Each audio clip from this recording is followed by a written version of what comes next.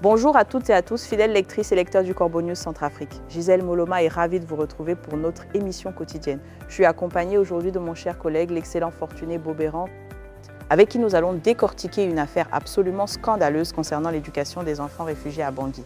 Bonjour Fortuné, comment vas-tu? Bonjour Gisèle Moloma, bonjour à toutes et à tous.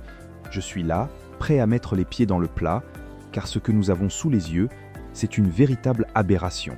Une honte pour ceux qui sont censés protéger les plus vulnérables. Une aberration, c'est le mot juste? Fortuné Bobéran. Alors dis-nous, qu'est-ce qui nous met dans cet état aujourd'hui? Quelle est la nouvelle qui nous interpelle? Eh bien, Gisèle Moloma, c'est l'histoire d'une hypocrisie monumentale, un genre de business humanitaire qui se joue sur le dos des enfants réfugiés. Le HCR et ses partenaires, dont le CSSI, affichent fièrement des cours de soutien gratuits. Mais en coulisses, il bloque purement et simplement l'inscription officielle de ces mêmes enfants à l'école depuis des mois. C'est du délire. C'est une claque en plein visage pour ces familles fortunées. L'article le dit bien, derrière l'affichage de ces cours de soutien censés être gratuits, proposés par le CSSI en collaboration avec le HCR, les parents des enfants réfugiés à Bangui dénoncent une duplicité totale. Comment peut-on donner d'une main ce que l'on retire de l'autre avec autant d'aplomb? Exactement, Gisèle Moloma. La semaine dernière, le Centre de support en santé international, le CSSI, a même sorti un communiqué officiel. Figure-toi qu'il annonce des cours de renforcement pour les examens nationaux de l'année 2026. Un programme de révision de 2 heures par jour au lycée Boganda et à l'école Koudoukou, avec un responsable unique pour tout centraliser, un certain Jean Yambolesio. On prépare l'avenir. Mais on sabote le présent. C'est digne d'une mauvaise blague. Et bien sûr, cette annonce a provoqué une indignation immédiate chez les familles Fortuné Bobérang. Un collectif de chefs de famille de réfugiés urbains a dû publier une plainte écrite pour dénoncer ce qu'ils appellent une réalité inversée. Ils le disent clairement, la rentrée académique 2025-2026 s'est déroulée sans que leurs enfants puissent entrer en classe. Les inscriptions initiales n'ont jamais été validées par le HCR et ses partenaires. Et le pire, Fortuné, c'est que les documents scolaires et les bulletins de notes indispensables sont séquestrés dans les bureaux de ce même agent du CSI, Jean Yambolesio. Une prise d'otage administrative. C'est là que l'absurdité atteint son paroxysme, Gisèle Moloma. Le paradoxe de cette politique de soutien est criant. Le CSSI et le HCR déploient des moyens pour encadrer des épreuves officielles. Alors même que les candidats potentiels sont maintenus de force à la maison depuis des mois. Pourquoi? Par manque de validation de leur cursus de base.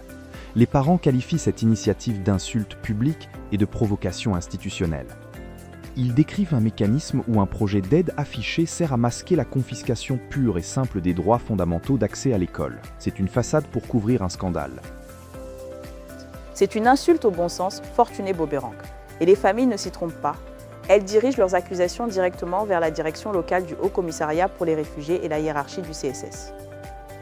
Elles évoquent l'existence d'un commerce juteux lié au fonds d'assistance. L'argent destiné à l'intégration et à la prise en charge des frais scolaires est perçu par ces structures, mais les bénéficiaires légitimes, les enfants, ne reçoivent aucune contrepartie réelle. Les dotations financières s'évaporent dans les rouages administratifs, transformant la détresse des exilés en une rente économique pour les gestionnaires du programme. On marche sur la tête. C'est une dérive inacceptable, Gisèle Moloma. La rupture avec Jean Yambolesio, le responsable désigné, est définitive pour ces familles. Les plaintes décrivent un comportement abusif. Des obstructions répétées et une gestion humaine jugée totalement défaillante de sa part. La communauté exige des comptes à la hiérarchie supérieure, notamment à la responsable du service de l'éducation du HCR.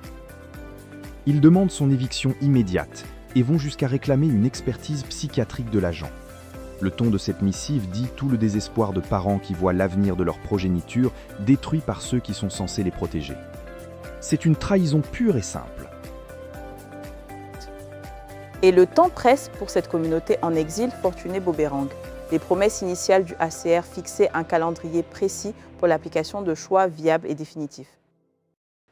Le délai accordé par les instances internationales expire dans un semestre exact. Les pays voisins appliquent déjà la clôture de leur programme d'aide, laissant les réfugiés de Bangui dans l'attente d'une libération ou d'un transfert promis qui ne se concrétise pas.